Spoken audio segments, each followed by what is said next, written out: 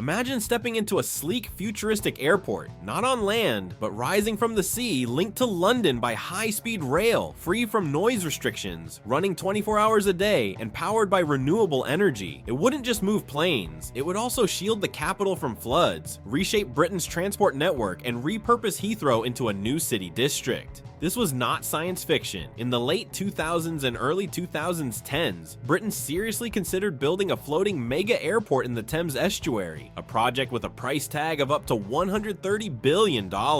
Backed by some of the country's most celebrated architects and urban planners, the scheme promised to solve the long-standing Heathrow problem while propelling the UK to the forefront of global aviation innovation. Ultimately, the dream never left the drawing board, but the story of the Thames Hub and London Britannia Airport remains a fascinating case study in ambition, controversy, and the difficult trade-offs of infrastructure planning. Heathrow at breaking point. To understand why Britain even considered such a colossal move, one must look at Heathrow in the late 2000s and early 2010s. Long celebrated as the UK's gateway to the world, the airport was operating far beyond its original design. Built to handle about 60 million passengers a year, it was processing closer to 75 million, pushing its 2 runways to the very edge of capacity. At peak times, it ran at 98% full, leaving no room for error, no slack for disruptions, and little opportunity for growth. A delayed flight in New York or Dubai could trigger chaos across Europe within hours. But congestion was only part of the story. Heathrow's location west of central London boxed it in tightly. Surrounded by densely packed residential areas, it faced strict bans on late night and early morning flights, intense limits on noise, and relentless protests against expansion. Environmental issues were mounting too. Air pollution from aircraft, ground traffic, and idling vehicles made Heathrow a lightning rod for campaigners. Politicians found themselves torn between protecting Britain's global competitiveness and placating furious voters. The airport had become both a national asset and a national headache, and many believed that it could no longer carry the future of British aviation alone.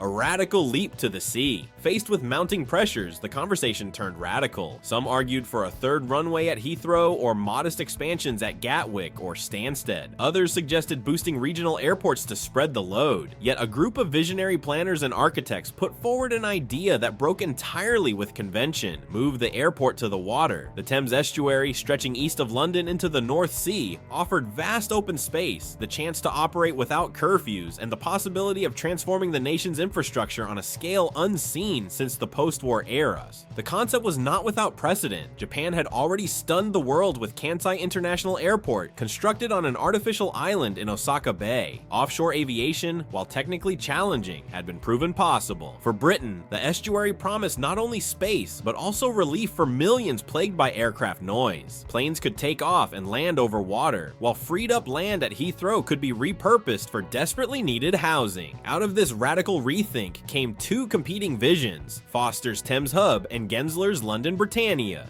Foster's Thames Hub. Unveiled in 2011, Sir Norman Foster's Thames Hub was not merely an airport, but a complete national infrastructure plan. The proposal centered on a 4-runway airport built on the Isle of Grain, capable of handling up to 150 million passengers annually, more than double Heathrow's capacity. Yet Foster saw the airport as only one piece of a grander puzzle. His design also envisioned a new orbital high-speed rail line connecting the hub to cities across Britain and linking directly into HS1, the Eurostar route to mainland Europe. This would make the airport not just a London project, but a truly national gateway. Perhaps the most striking feature of the plan was its integration with flood defense. The Thames Hub proposed replacing the aging Thames barrier with a new system that incorporated tidal turbines, generating renewable energy while shielding London from rising seas. The airport would sit atop reclaimed land, surrounded by state-of-the-art terminals, advanced air traffic technology, and extensive freight terminals designed to turn it into a national logistics powerhouse. Foster argued that shifting aviation eastward would eliminate London's chronic noise problem, unlock thousands of hectares of land at Heathrow for housing and parks, and allow 24/7 operations without restriction. The price tag was enormous, with estimates ranging from $70 to $130 billion.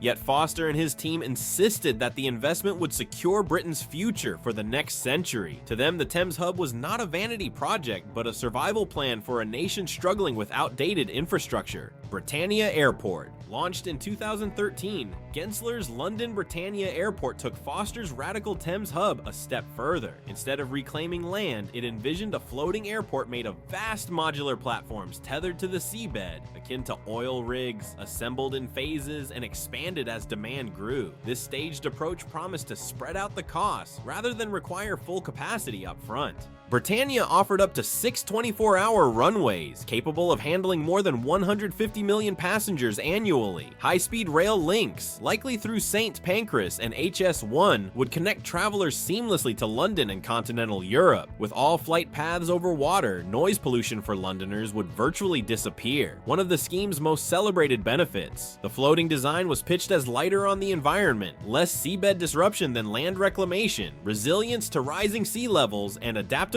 over time. The idea captivated public imagination and won the backing of then-Mayor Boris Johnson, who hailed it as infrastructure for the future. To its supporters, closing Heathrow was not a drawback, but a golden chance to redevelop one of London's largest sites into housing, businesses, and parks. Resistance on all fronts. Despite their bold vision, both Thames Hub and Britannia faced strong opposition. Environmentalists warned that the Thames Estuary, home to thousands of migratory birds, would suffer irreparable damage, and the risk of bird strikes drew sharp criticism from the Royal Society for the protection of birds. Marine authorities flagged safety risks too. The estuary was already one of Europe's busiest shipping lanes, and the wreck of the SS Richard Montgomery, still carrying 1,400 tons of unexploded bombs, lay nearby.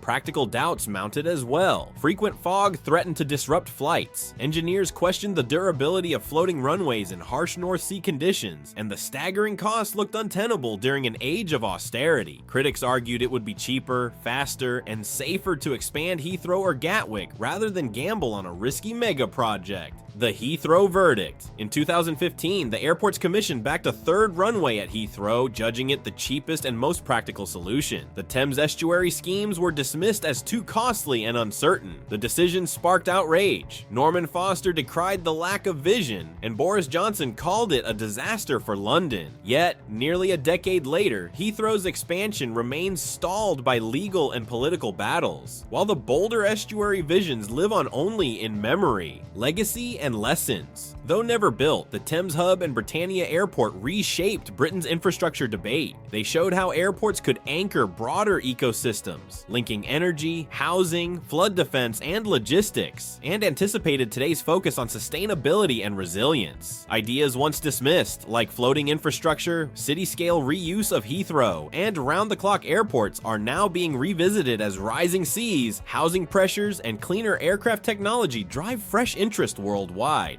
A glimpse of what could have been. The Thames Estuary airports were never built, yet they remain among Britain's boldest infrastructure visions. They urge the nation to see airports not just as transport hubs, but as catalysts for how people live, work, and adapt to the environment. Perhaps rejecting them was prudent, or perhaps it meant missing a rare chance to lead global aviation. As electric planes, sustainable fuels, and vertical takeoff aircraft emerge, our idea of airports is shifting. The shelved estuary mega projects may have been less fantasy than a preview of the future. And that's the story of Britain's bold but abandoned plan to build a floating airport in the Thames Estuary. If you enjoyed this deep dive into one of the most ambitious infrastructure ideas in British history, don't forget to hit that like and make sure to subscribe. Thanks so much for watching, and I'll see you in the next one.